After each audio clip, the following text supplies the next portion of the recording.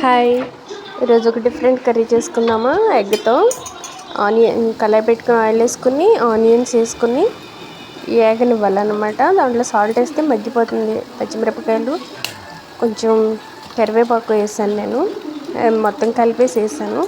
మగ్గిన తర్వాత ఉల్లిపాయ పూర్తిగా మగ్గిపోయిన తర్వాత నేను 3 ఎగ్స్ వేసుకున్నా. ఒక 4 ఆనియన్స్ కట్ చేసుకున్నాను. దీనికి కొంచెం ఆనియన్స్ ఎక్కువే ఉండాలన్నమాట. 3 ఎగ్స్ సరిపోతుంది. మేము ఇద్దరమే కనుక మాకిద్దరికి వేసుకుని ఇలాగ ఒక 1 మినిట్ వదిలేసి ఆ తర్వాత కలపాలన్నమాట.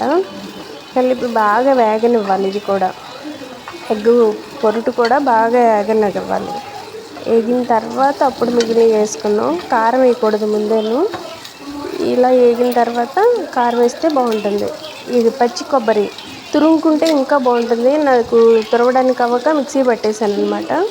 ఒక 4-5 స్పూన్లు అంటే ఒక హాఫ్ చెక్క అనమాట వేసుకుంటే పౌడర్ కాదు, కొంచెం తురుములాగా బరకగా వేసుకోవాలి.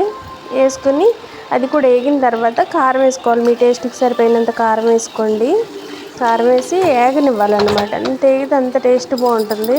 నాకు ఇలా ఎగరేయడం ఇష్టం అనమాట. అందుకే నేను ఇలా వేస్తున్నాను. అంటే మొత్తం కలిసిపోతుంది. ఎగరేసినప్పుడు పైది కిందకి, కిందది పైకి వస్తుంది కదా, అలాగనమాట. అసలు కోడిగుడ్డు పొరుటు ఇష్టం లేని కొంతమంది పిల్లలు ఇష్టపడరు. వాళ్ళు కూడా అసలు ఏం మాట్లాడకుండా తింటారనమాట. నేను కొంచెం కస్తూరి మేతి వేసాను. మీరు ఉంటే వేసుకోండి, లేదంటే లేదు. కొత్తిమీర వేసుకుంటే బాగుంటుంది, కానీ నాకు ఇక్కడ దొరకట్లేదు. మేమన్నా దగ్గరలో ఎప్పుడో బయటికి వెళ్ళినప్పుడు, మార్కెట్కి వెళ్ళినప్పుడు తీసుకొస్తున్నారు. మిగిలిన టైంలో దొరకట్లా. ఒక 1/2 స్పూను మసాలా వేసుకోవాలి. దీంట్లో అల్లం వెల్లుల్లి పేస్ట్ వేసుకోకూడదు. మసాలా మాత్రం, గరం మసాలా మాత్రం ఒక 1/2 స్పూన్ వేసుకుంటే సరిపోతుంది, ఎక్కువ వద్దు. ఇలా వేగిన తర్వాత పొడిగా ఉంటుంది.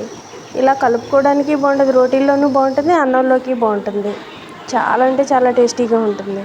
నేను పచ్చిమిరపకాయలు చిన్నగా కట్ చేసేసాను కదా, కనిపించట్లా సరిగా, కానీ చాలా అంటే చాలా బాగుంటుంది. ఒకసారి ట్రై చేయండి.